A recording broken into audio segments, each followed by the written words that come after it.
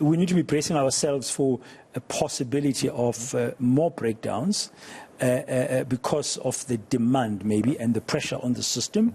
But you've mentioned the energy availability factor that has come down a little bit. I mean, there is structural deterioration, one would imagine. Will planned maintenance maybe assist in that regard to improve the EAF?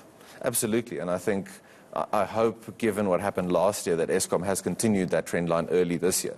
So because they take more of their plant offline in the summer months, it gives them more space in the winter months. So we're hoping that continued. That, of course, means hopefully support for power station managers and people who have to run their own power stations, but focused on their own issues at those power stations, not because of anything at another station. So we're hoping that responsibility and also empowering of the power station managers has continued. Yeah, and the way they managed it last year, you said earlier, proved that it can be done. Absolutely. Yeah.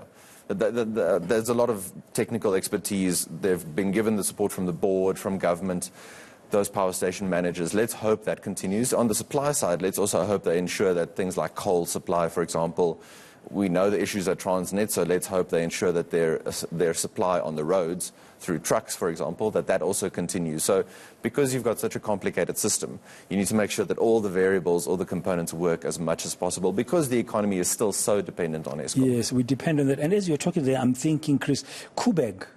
I mean, I don't know, what do we know about it now? How does it help us currently? No, it absolutely takes more pressure off Eskom when Kubeg functions as it should. There's also been maintenance in that regard over the last 2 years. So I know one of the units didn't come back as early as had been hoped. But that just tells us also, in my view, that they are doing the necessary sort of due diligence. So it helps a little bit. Same thing with things like solar panels, for example. It gives breathing room, but you can't run heavy industry of solar panels. So